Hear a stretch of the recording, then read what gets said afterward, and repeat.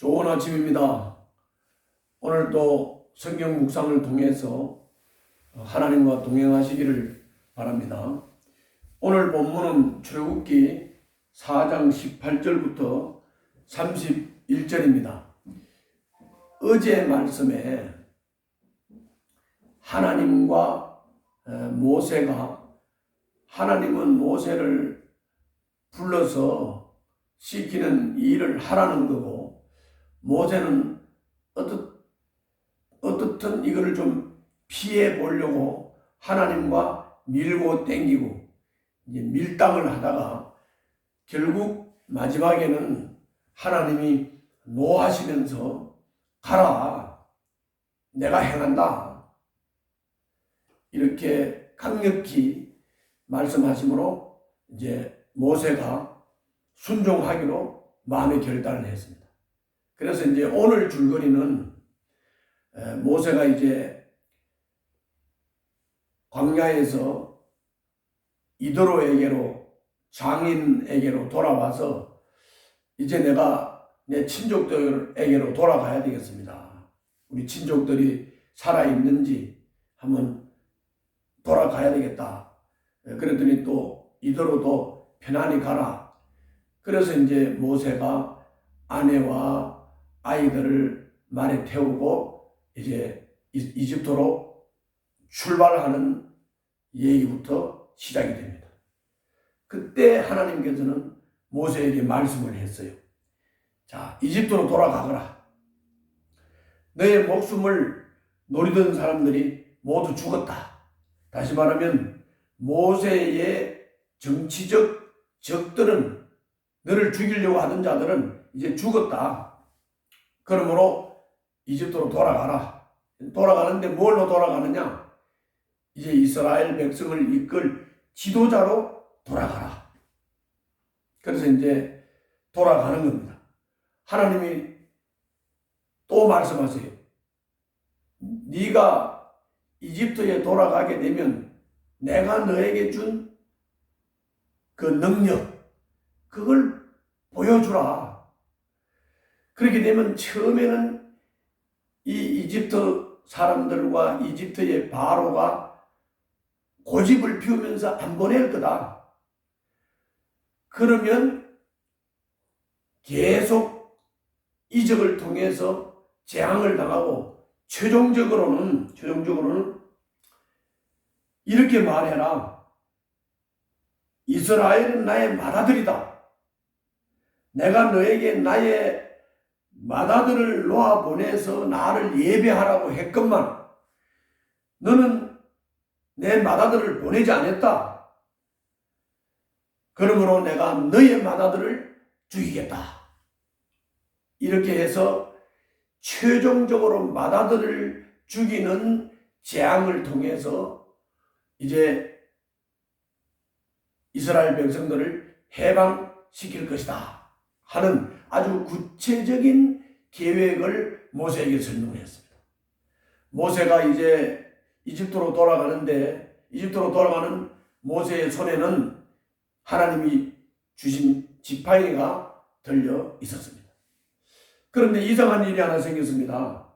24절부터 26절에 보면 이제 이집트로 돌아가는 길에 어떤 이제 중간에 숙소에서 잠을 자는데 하나님이 모세를 죽이려고 했습니다.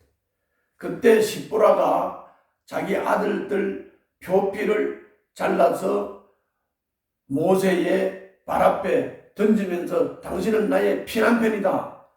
이렇게 함으로써 하나님이 모세를 놓아줬고 이제 모세는 죽지 않았는데 이게 무슨 뜻이냐? 이게 지금 할례를 했다는 말이거든요.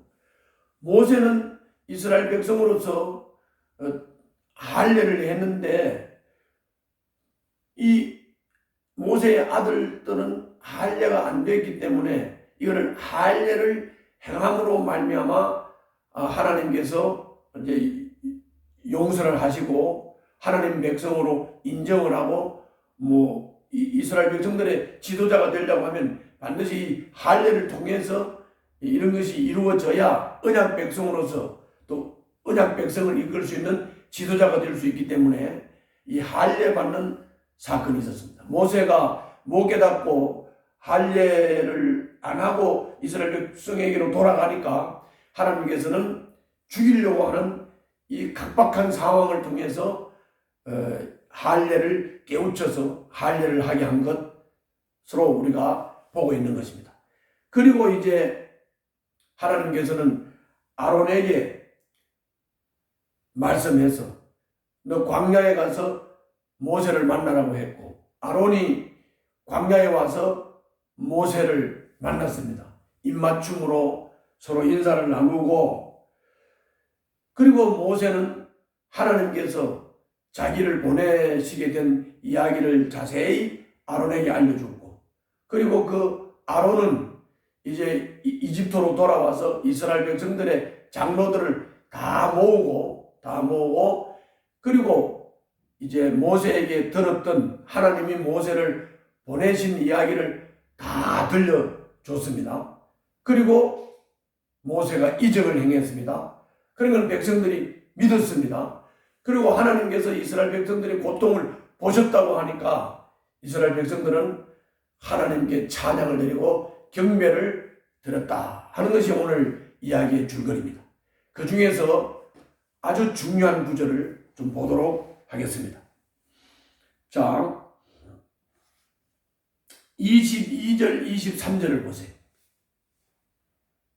자, 22절에 조금 내려가면 따옴표가 있죠. 거기서부터 봅니다. 바로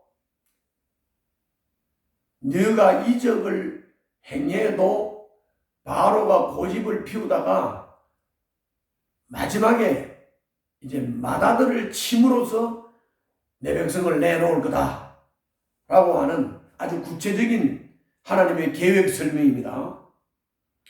그 다음 표를 보세요. 나 주가 이렇게 말한다. 이스라엘은 나의 맏아들이다. 내가 너에게 나의 아들을 놓아 보내어 나를 예배하게 하라고 하였건만 너는 그를 놓아 보내지 않았다. 그러므로 이제 내가 너의 맏아들을 죽게 하겠다.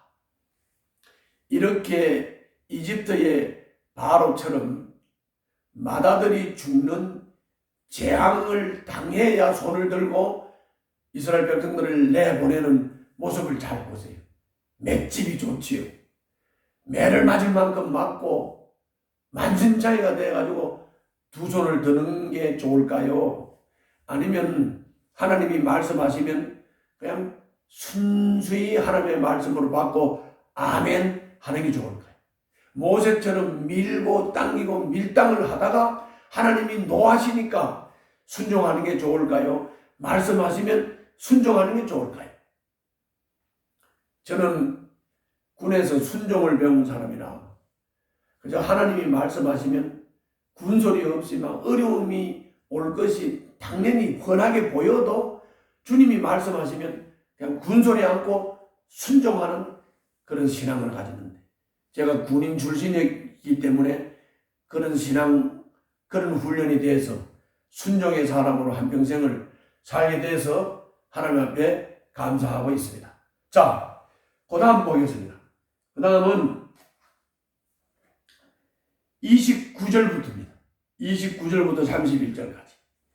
이제 모세와 아론이 이제 이스라엘 백성에게로 돌아가서 장로들 모으고 하는 그 장면입니다. 보겠습니다. 29절. 모세와 아론은 이집트로 가서 이스라엘 자손의 모든 장로를 불러 모았다. 아론이 주님께서 모세에게 하신 모든 말씀을 그들에게 일러주고 백성이 보는 앞에서 이적을 행하니 백성이 그들을 믿었다. 그들은 주님께서 이스라엘 자손을 굽어 살피시고 그들이 고통받는 것을 보셨다는 말을 듣고 엎드려 주님께 경배하였다. 자, 일이 척척 하나님이 말씀하신 대로 진행이 되지요. 그리고 이스라엘 백성들이 모세를 믿지요. 아론을 믿지요. 하나님이 보내셨다는 것을 믿지요. 그리고 이스라엘 백성들이 하나님을 경배하지요. 하나님이 우리들의 이 형편과 처지를, 고통을 보고 계신다는 것을 알고 하나님께 경배하고 찬양했다고 했습니다. 자, 여기서 이스라엘의 지도자로 돌아온 이 모세가 한 일이 뭡니까? 모세가 한 일은 하나님께 들은 말씀을 설명해 준 겁니다. 주의 종이, 목회자가 할 일이 뭡니까? 하나님의 말씀을 성도들에게 잘 설명해서 알려주는 겁니다. 그게 지도자의 할 일입니다. 영적 지도자의 할 일입니다. 그리고 하나님이 주신 능력을 보여주는 겁니다. 모세는 아론 대변자를 통해서 하나님의 계획을 잘 설명했고, 그 설명한 다음에 하나님이 주신 능력을 보여줬습니다. 그리고 하나님께서 하라는 대로 말씀에 순종했습니다. 그랬더니 약속한 대로 이루어지고 열매가 맺혔습니다.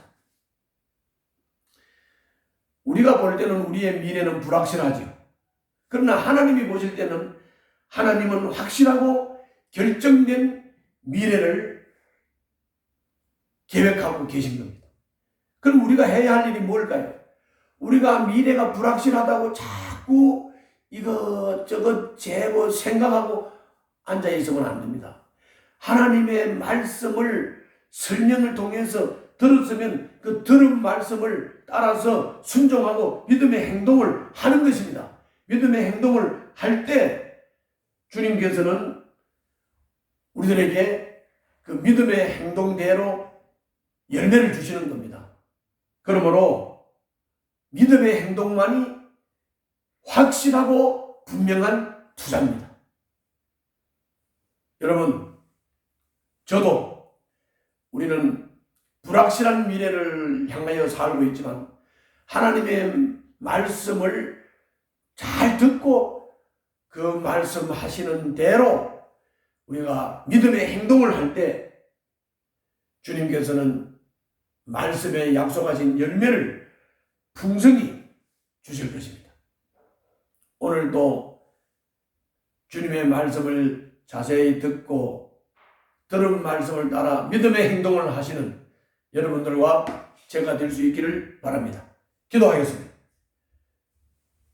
살아계신 아버지, 모든 일이 주님 계획 가운데 있음을 믿고 확신하고 늘 주님의 뜻을 귀 기울여 듣고 들은 말씀에 대해서 순종함으로 믿음의 행동을 하게 하여 주옵소서. 오늘도 그런 하루가 되도록 인도해 주시기를 바라옵고 예수님 이름으로 기도하옵나이다. 아멘.